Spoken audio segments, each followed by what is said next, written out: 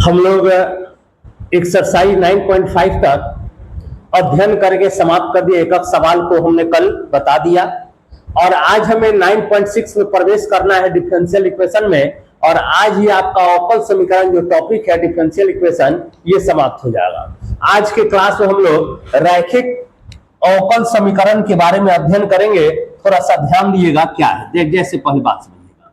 आप जानते हैं कि सर डिफरेंशियल इक्वेशन को हम हिंदी में अवकल समीकरण कहते हैं, तो हमने लिख दिया अवकल समीकरण। ध्यान दीजिएगा, अवकल समीकरण, ठीक है, अवकल समीकरण।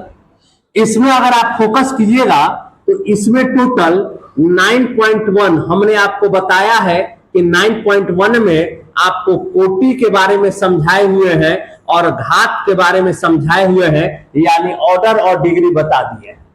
उसके बाद अगर हम देखें 9.2, तो हमने यहां पे जितने भी सवाल दिए गए थे उसको हमने प्रूफ करने का काम किया है। उसके बाद अगर अध्ययन करें 9.3 में, तो यहां पे हमने आपको बताया कि जितने स्वेच्छाचार की संख्या होगी उतनी बार डिफरेंशिएशन आपको करना पड़ेगा। यानी सवाल में स्वेच्छाचार यानी ए बी को कहा जाए, ए बी सी डी को, तो ऐसी परिस्थिति में जितने स्वेच्छाचार होंगे उसको आपको हटाना होगा स्वेच्छाचार को 9.3 के मार्फत से। 9.4 जो था ये अवकल समीकरण को हल करना था, जहां पे हमने आपको 9.4 में सेपरेट मेथड के बारे में बताया कि x को एक तरफ और y को एक तरफ कर दीजिएगा तो ये आपका सेपरेट मेथड हो जाएगा। उसके बाद अगर हम अध्ययन करें 9.5 में, तो कल 9.5 बताकर समाप्त किए थे, जहां पे हम बताए थे कि समघातीय अवकल समीकरण क्या होता है। और समघातीय में हमने बताया था कि इसका घात जो होता है बराबर होता है, और इसमें अगर dy बाई dx दिया रहता है तो y बराबर vx लेते हैं, और यदि dx बाई dy देता है तो x बराबर vy लेते हैं। ऐसे परिस्थिति में हमने एक एक सवाल आपको बता दिया है और आप देख सकते हैं। आज 9.6 की हम शुरुआत करेंगे और बेहतर तरह से हम 9.6 की शुरुआत करेंगे। थोड़ा सा समझा जाएगा पहले 9.6 क्या है।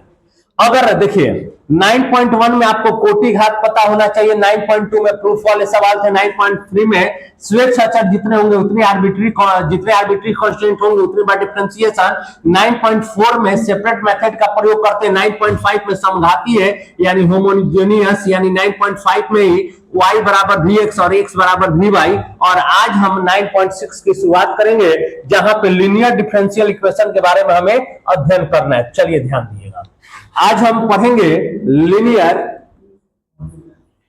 Linear differential equation. ध्यान दीजिएगा, लीनियर डिफरेंशियल इक्वेशन यानी हिंदी में कहना होगा तो बाबू मेरे रैखिक अवकल समीकरण। ध्यान देना, रैखिक अवकल समीकरण। देखिए हम पहले भी बताए थे कि प्रथम कोटि और प्रथम घात के अवकल समीकरण को हल करने के लिए हम लोग 9.4 पढ़े, 9.5 पढ़े, 9.6 पढ़ने जा रहे हैं। रैखिक अवकल समीकरण यानी रैखिक अवकल समीकरण क्या होगा, तो ये ध्यान रखिएगा कि प्रथम कोटि और प्रथम घात का ही मिलेगा, यानी ऑर्डर भी यहाँ पे 1 मिलेगा और डिग्री भी क्या मिलेगा, 1 मिलेगा। जैसे बात को समझो, देखो हमने कहा कि dy बाई dx, ठीक ना, प्लस में py इक्वल टू q। इस फॉर्म में अगर आपको सवाल मिलता है तो हम इसी को क्या कहते हैं, रैखिक अवकल समीकरण कहते हैं। यानी इस तरह का सवाल, कोई भी सवाल यदि इस फॉर्म में आपको दिखाई दे तो समझ लीजिएगा कि रैखिक अवकल समीकरण से हम इसको सॉल्व करते हैं। जैसे मान लो कि एक एग्जांपल के तौर पे अगर हम तुमसे सवाल कहें कि एक सवाल हम लेते हैं, जैसे मान लो कि sir dy by dx minus मान लो कि y minus y equal to दिया गया है cos x। ध्यान देना, cos x। अब थोड़ा सा पहले हम 9.4 से हल करने का प्रयास करें कि सर सेपरेट करें तो x को एक तरफ और y को एक तरफ नहीं हो सकता। पूछो कीजिएगा ना तो x एक तरफ और y एक तरफ नहीं हो सकता है, हो सकता है, कभी नहीं हो पाएगा। चलिए अब 9.5 में आते हैं समघातीय में। तो समघातीय में कहता है क्या कि सर आपको घात बराबर होना चाहिए, और यहां पे अगर आप सॉल्व कीजिएगा तो नहीं हो पाएगा। देखिए हमने वहां पे आपको क्या बताया था, जैसे मान लीजिए अगर dy बाई dx लिखना चाहे तो हम क्या लिख सकते हैं कि sir cos x plus y तो लिख सकते हैं, यानी फंक्शन ऑफ एक्स वाई अगर हमें कहना होगा तो हम ले लेते हैं sir cos x plus y, और f x के जगह पे डेल्टा x, y के जगह पे डेल्टा y, तो इधर में cos x के जगह पे डेल्टा x और y के जगह पे डेल्टा y। कभी भी यह f delta x plus delta y equal to f x y के फॉर्म में नहीं आ सकता है, तो ये 9.5 से हल नहीं होगा। 9.5 से हल करने के लिए हमने आपको नियम बताया था, अगर याद है, कि f x डेल्टा x और y delta y equal to delta के पावर n और f x y होना चाहिए। अगर इसको एक्सेप्ट करता है तब हम समघातीय का फॉर्मूला का प्रयोग करेंगे, अन्यथा उसका हम प्रयोग नहीं कर पाएंगे। तो चलिए हम देखते हैं कि सर क्या है रैखिक अवकल समीकरण। तो कोई भी सवाल dy by d x plus p y equal to q के फॉर्म में आ जाए तो समझ लीजिएगा कि यह लीनियर डिफरेंशियल इक्वेशन है, रैखिक अवकल समीकरण है। कोई भी सवाल यदि dy by d x plus p y equal to q के फॉर्म में आ जाए, इसी को हम लोग कहते हैं linear differential equation. dy by d x plus p y equal to q linear differential equation कहलाता है। अब समझिएगा इसको सॉल्व कैसे करेंगे, तो पहले स्टेप बाय स्टेप हम बात करते हैं। देखो, अगर हमें पता चल गया कि सर ये वर्किंग रूल इसका क्या होता है, वर्किंग रूल, तो ध्यान दिया वर्किंग रूल, वर्किंग रूल। देखो, सबसे पहले इस फॉर्म में देगा तो dy by d x equal to dy by d x plus p y equal to q हो गया स्टेप वन। स्टेप वन क्या कहेगा, स्टेप वन सबसे पहले p और Q का वैल्यू जो है उसको स्पष्ट कर दिया, यानी P और Q का वैल्यू आपको सबसे पहले क्या करना है, निकालना है। फाइंड P एंड Q, निकल जाएगा। जो Y का कोफिशिएंट होगा वो P कहलाएगा, जो बराबर के बाद रहेगा वो क्या कहला जाएगा, Q। स्टेप टू कहता है कि क्या, इंटीग्रेशन फैक्टर पहले निकालिए, यानी हिंदी में इसको अवकल गुणांक कहते हैं। क्या कहते हैं, अवकल गुणांक, और इंग्लिश में इंटीग्रेशन फैक्टर कहा जाता है। अवकल गुणांक कैसे निकाला जाता है, तो ये ध्यान में रखिएगा, e के पावर p dx करने से अवकल गुणांक निकलता है। और जब अवकल गुणांक आप निकाल लीजिएगा तब आप स्टेप नंबर 3 का पालन कर दिएगा। स्टेप 3 कहता है कि y into integration factor equal to q into integration factor और dx। ये फॉर्मूला बहुत ही महत्वपूर्ण है, इस बात को आप ध्यान में रखिएगा। जब कभी अगर आपको रैखिक अवकल समीकरण देगा तो y into integration factor integration q into integration factor होता है। जैसे इसको समझाने के लिए एक सवाल हम आपको सॉल्व करके दिखाते हैं, ताकि आपको समझ में आ जाएगा कि हाँ सर ये कैसे सॉल्व होगा और कैसे हमें इसको सॉल्व करना होगा। ठीक है ना। एक सवाल आपकी किताब का ही ले लेते हैं, सुनिएगा। जैसे 9.6 का पहला ही सवाल लेते हैं। कह रहा है कि dy by d x plus में बाबू प्लस में 2y equal to sine x ये सवाल हो गया। और इसे हमें क्या करना है, सॉल्व करना है, इसे सॉल्व करना है। देखो, सबसे पहले एक बात ध्यान रखना, क्या कि dy by d x plus 2y equal to कितना दिया गया, साइन एक्स। ध्यान देना, सबसे पहले p का वैल्यू, तो p का वैल्यू y के कोफिशिएंट को p कहते हैं, और q बराबर क्या हो जाएगा, q बराबर साइन एक्स हो जाएगा, q बराबर साइन एक्स। अब यहां से अगर हम इंटीग्रेशन फैक्टर कहें, इंटीग्रेशन फैक्टर, तो क्या बनेगा, e के पावर p dx। कोई दिक्कत, यानी लिखना होगा तो e के पावर p का मान क्या है, 2 dx। कोई दिक्कत, ठीक है। यानी e के पावर 2 बाहर ले ले, क्या बनेगा, 1 dx हो जाएगा। यानी लिखना होगा तो e के पावर 2 और 1 dx का x, यानी e के पावर क्या बन गया, 2x। ठीक है। अब यहां से अगर इसे सॉल्व करना होगा तब यहाँ पे इंटीग्रेशन फैक्टर तो निकाल दिए, अब क्या निकालना होगा बताइए।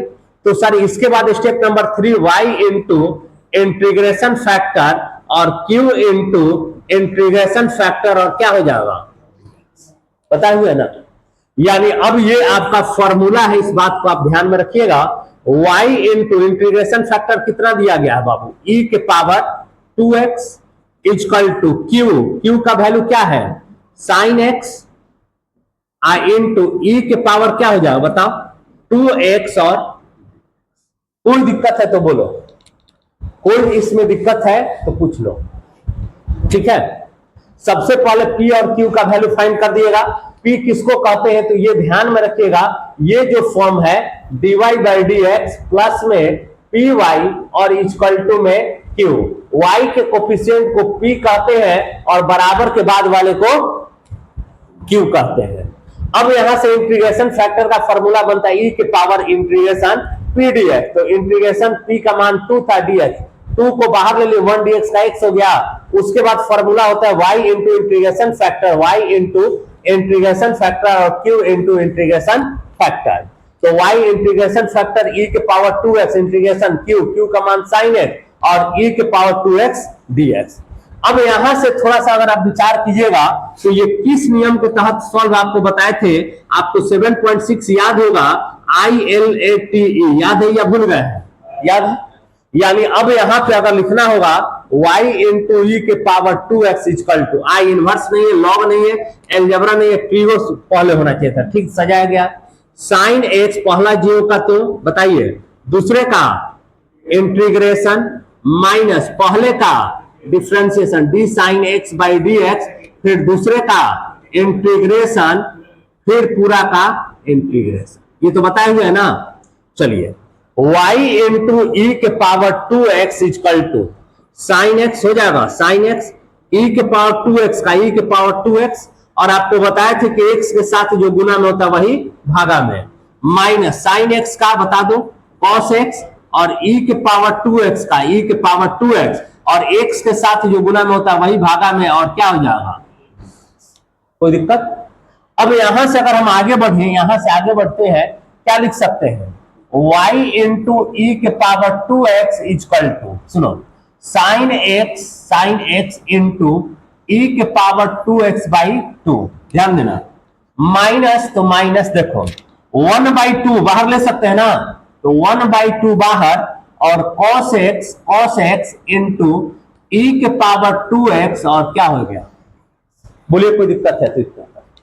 ठीक है, अब इसके बाद क्या करेंगे बाबू कि y इंटू ई के पावर 2x बराबर साइन x इंटू ई के पावर 2x बाई 2 माइनस 1/2, फिर आपका u इंटू v का फॉर्मूला, u इंटू v का फॉर्मूला क्या हो जाएगा बताओ, पहला जीरो का त्यो यानी cos x, दूसरे का इंटीग्रेशन 2x dx, माइनस पहले का differentiation d cos x by dx, दूसरे का इंटीग्रेशन e के पावर 2x dx, आप फिर पूरा का इंटीग्रेशन बताए हुए है ना।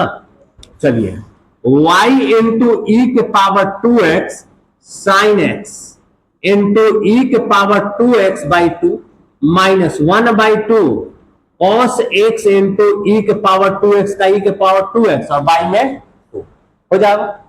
चलिए उसके बाद मिलाइए, माइनस cos x का डिफरेंशिएशन क्या होता है, माइनस साइन x, तो minus sign x into e के पावर 2x का ई के पावर 2x, और x के साथ जो गुना में वही भागा में, कोई दिक्कत। यानी y इंटू ई के पावर 2x बराबर साइन x इंटू ई के पावर 2x बाई 2 माइनस 1/2, ध्यान दीजिएगा गुना कर दे क्या, चलिए करिए देखते हैं, देखो माइनस क्या हो जाएगा cos x इंटू ई के पावर 2x, और दो में गुना हो जाएगा, minus minus plus, plus minus minus, 2 को बाहर ले ले तो 1/4, और integration sign x into e के पावर 2x, कोई दिक्कत। फिर u इंटू भी लग रहा है, लेकिन इस बार अब हम u इंटू भी का फॉर्मूला नहीं लगाएंगे। देखो सवाल यही था, क्या सवाल यही था, साइन x इंटू ई के पावर 2x और साइन x इंटू ई के पावर 2x, ध्यान देना, y इंटू ई के पावर 2x बराबर ई के पावर 2x और बाई में 2 हम कॉमन ले लें तो क्या लिख सकते हैं, sine x minus cos x और बाई में हो जाएगा, इसमें इससे गुना करेंगे इतना आ जाएगा, इसमें इससे गुना कर देंगे तो इतना आ जाएगा, और माइनस 1/4 ये किसका वैल्यू है बताओ तो सर y इंटू ई के पावर 2x, और इंटीग्रेशन हटता है तो c जोड़ देते हैं। ठीक, अब समझिए, इसको उठा के लेके इधर आ गए, y इंटू ई के power 2x plus 1/4 into y into e के पावर 2x इक्वल टू ई के पावर 2x/2 और sine x minus cos x/2 और प्लस में बाबू c। इसको डायरेक्ट लिख दे क्या, 4 और 1 5 y इंटू ई के पावर 2x और y में कितना हो जाएगा, समझ में आ जाएगा। डायरेक्ट बटा पर का जोड़ कर दिए, 4 एलसीएम लिए, 4 में गुना और 1 ये है तो 5 हो गया, इक्वल टू ई के पावर 2x/2 और sine x minus cos x/2 plus में c। 4 और 5 को उधर भेज दे तो y इंटू ई के पावर 2x, ध्यान दीजिएगा कितना हो जाए बताओ, 4 ई के पावर 2x y में 5 दूनी का 10 और sine x minus cos x/2 और प्लस 4 उधर गुना में 4 से हो जाए y में, कोई दिक्कत। अब आपको करना कुछ नहीं है, e के पावर 2x को इधर ले जाकर डिवाइड में, या यहीं पे हम नहीं कर रहे हैं, सुनो ना यहीं पे कर देते हैं। देखो e के पावर 2x यहां से हटाइए देते हैं, y इक्वल टू e के पावर 2x डिवाइड में यहां पर भी हो जाएगा और e के पावर 2x डिवाइड में यहां भी हो जाएगा, कट जाएगा 2 और क्या हो जाएगा 5। यानी इस बात को कैसे लिखा जा सकता है पता है सर, देखो कैसे लिख सकते हैं कि sir y equal to 2/5 into sine x minus cos x/2 और प्लस में 4c यानी 4 5 c e के पावर -2x। देखो क्यों सर, c में c क्या है, कांस्टेंट वैल्यू है, कांस्टेंट में कांस्टेंट से गुना करें या कांस्टेंट से भाग दे तो कांस्टेंट ही आएगा, तो कांस्टेंट c हो गया और e के पावर 2x जो डिवाइड में था इसको ले जाकर ऊपर चढ़ा, कोई दिक्कत, ठीक है। एक सवाल और इस पे समझाते हैं, जैसे आपका दिया गया है सवाल नंबर 2 दिया गया है, सुनो सवाल नंबर कि dy dx plus 3y equal to e के पावर माइनस, ये दिया गया है, ठीक। इस सवाल को सॉल्व कर रहे हैं, सबसे पहले p का वैल्यू, तो आपको बताए हुए कि p का वैल्यू निकालने के लिए y के कोफिशिएंट p कहलाते हैं और q क्या हो जाएगा e के पावर माइनस हो जाएगा। फॉर्मूला के अनुसार आपको क्या बताए थे, बताइए फॉर्मूला के अनुसार क्या बताए, कहो कुछ बताइए।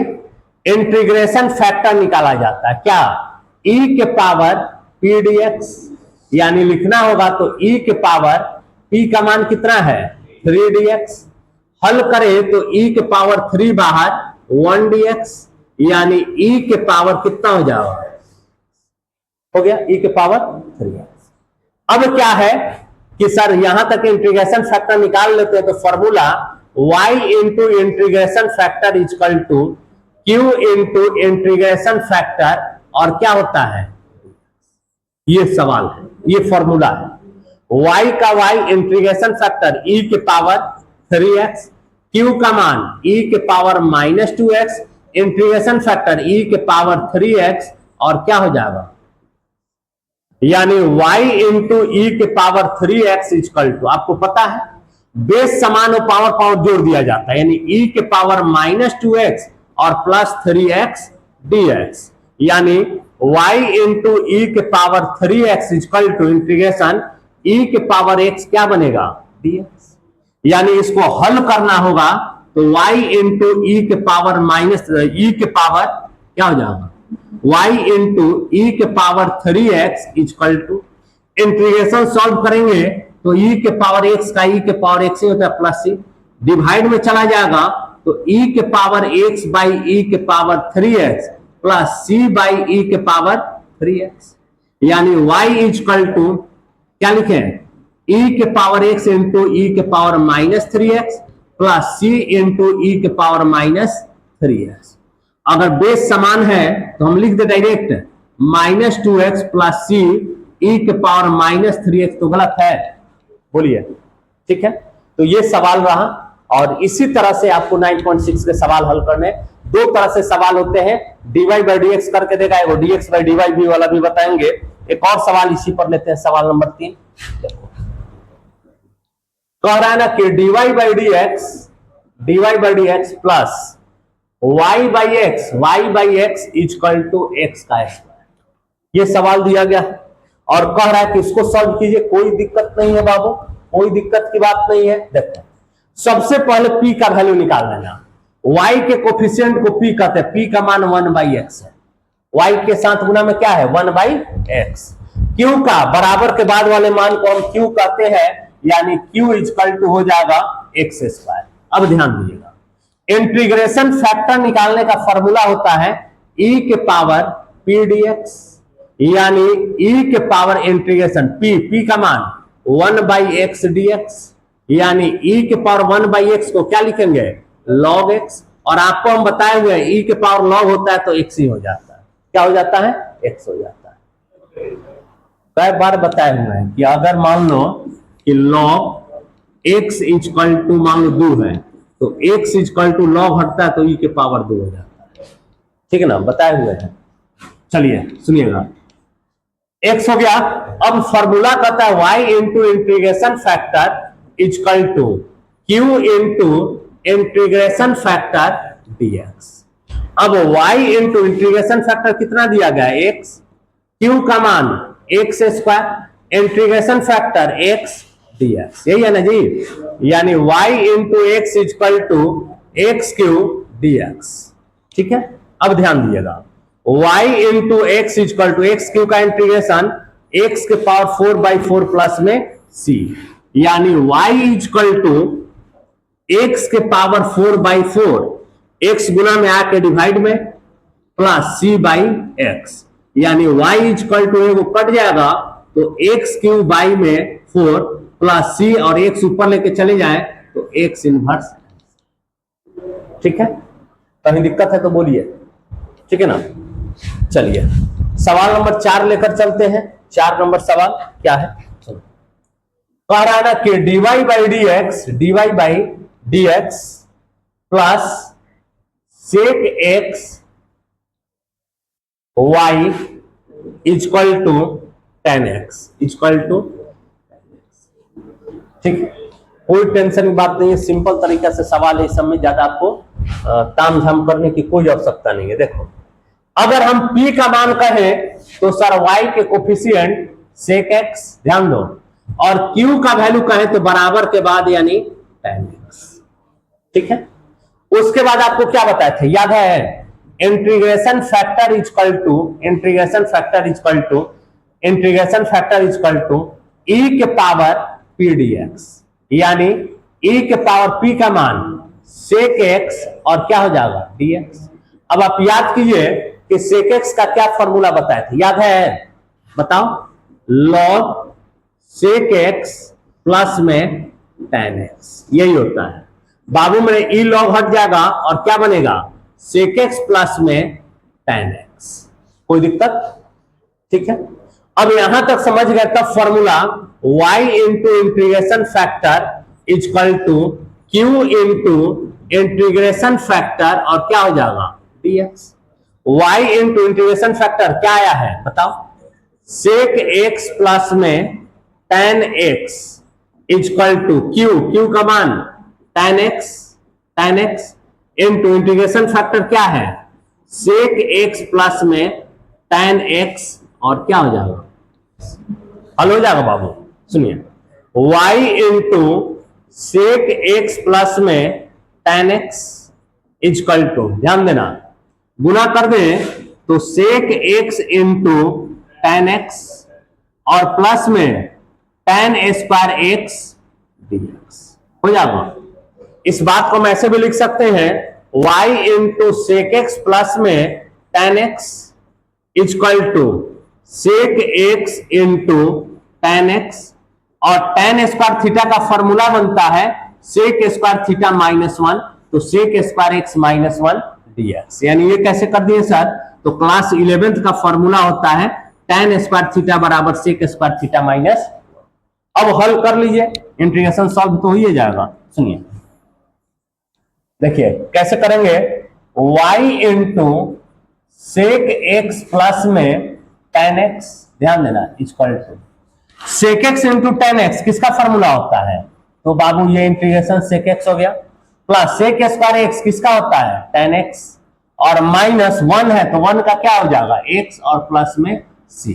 आप उधर ले जाकर डिवाइड में कर सकते हो, उससे कोई दिक्कत नहीं है, या इतना ही पर छोड़ दिया तो कोई गलत नहीं है। आप एक बार आंसर मिला लीजिए कि आंसर क्या दे रहा है, ठीक ना, एक बार आंसर मिला लीजिए कि आंसर क्या दे रहा है, ठीक ना, इतना पर भी छोड़ देंगे तो गलत नहीं है। चलिए ठीक है, 19 को सवाल है, इसको भी समाप्त कर दिया जाएगा, एक और बता दे रहे हैं, ठीक ना। चलिए सवाल नंबर 5, ध्यान दीजिए, cos square x dy by d x plus y equal to, देखिए ये सवाल थोड़ा सा घुमा दिया गया है, ठीक है ना। देखो इसको कैसे सॉल्व करना है, कोई ज्यादा टेंशन नहीं है। cos स्क्वायर जो है ना, cos स्क्वायर, इसको यहां से हटाना पड़ेगा। क्यों सर?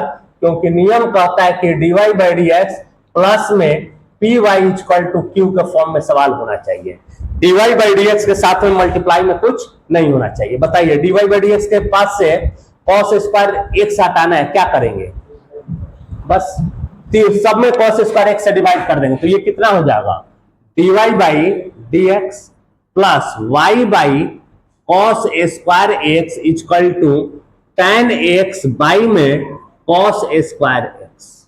ठीक है, cos स्क्वायर एक्स हटाना है ना, सब में cos स्क्वायर एक्स से डिवाइड कर दिए। यहाँ पे cos स्क्वायर एक्स रहता, cos स्क्वायर एक्स से डिवाइड किए, कट जाता y by cos square x और tan x by cos square x. सुनो, dy by d x equal to, cos को ऊपर ले जाए तो कितना हो जाए बताओ, sec स्क्वायर एक्स और y और equal to tan x, cos को ऊपर लेके चलिए जाए ना जी, tan x को लिख सकते हैं ना sin x by cos x, आप cos को ऊपर लेके चले जाइए या डायरेक्ट रहने दीजिए, क्या दिक्कत, tan x into sec square, कोई दिक्कत? अगर हम आपसे p का वैल्यू पूछे तो आप क्या कहोगे sir, sec square x, q का वैल्यू पूछे तो क्या कहोगे, tan x into sec square हो जाओ। अगर इंटीग्रेशन फैक्टर निकालना हो तो e के पावर p dx, यानी e के पावर p का मान sec स्क्वायर x। अब तुम ही बताओ कि e के पावर sec स्क्वायर x का इंटीग्रेशन tan x, कोई दिक्कत? अब यहां से फॉर्मूला तो तुमको पता है, y into integration factor equal to integration q into integration factor, और क्या हो जाएगा पता है ना, यानी y इंटू ई के पावर क्या हो जाएगा tan x equal to q का मान बताओ क्या है, tan x into sec square x into integration factor e के पावर tan x, और क्या हो जाएगा अब यदि इसे सॉल्व करना होगा तो हम कैसे सॉल्व करेंगे बताओ, z बराबर मान लेते हैं tan x, z बराबर tan x, dz by d x यदि निकालना होगा तो tan x का कितना हो जाएगा, हो जाएगा, यानी dz बाई में sec स्क्वायर x बराबर, कोई दिक्कत? ठीक है, अब यहां से अगर हमें सॉल्व करना हो तो हम क्या कर सकते हैं बताइए, y इंटू ई के power tan x equal to integration, सुनो इधर, tan x को क्या माने हैं z, इंटू में sec स्क्वायर x, इंटू में e के पावर tan x है तो z, और dx का मान क्या आया है तो dz by sec square x, ये और ये कैंसिल, यानी y इंटू ई के पावर tan x और equal to z into e के पावर z dz। बताओ इसको कैसे सॉल्व करेगा बताइए, यहां पे इंटू में है तो बस ILATE 7.6, y इंटू ई के power tan x equal to I inverse, पहले लॉग एलजेब्रा, ठीक है, पहला ज्यो का त्यों z, दूसरे का इंटीग्रेशन, माइनस पहले का डिफरेंशिएशन dz बाई dz, दूसरे का इंटीग्रेशन dz, और फिर पूरा का integration dz। y into e के power 10x equal to z into e के पावर जेड का इंटीग्रेशन ई के पावर जेड हो जाएगा, minus dz by dz 1 e के पावर जेड का ई के पावर जेड और dz, यानी y इंटू ई के power 10x equal to z into e के पावर जेड माइनस ई के पावर जेड का ई के पावर जेड प्लस में c, y इंटू ई के power 10x equal to Z का मान क्या माने थे बताओ, 10x इंटू ई के पावर 10x माइनस ई के पावर 10x और प्लस में c, ये आपका आंसर, ठीक है ना, ये आपका आंसर हो गया, ठीक दिया है, यानी तो इधर उधर करके कटा भी सकते हैं, कॉमन निकाले कटा दिया गया है, y बराबर आंसर दे रहा है क्या, देखो y इंटू ई के पावर 10x इजक्वल टू ई के पावर 10x यदि हम कॉमन ले ले क्या बनेगा बताओ,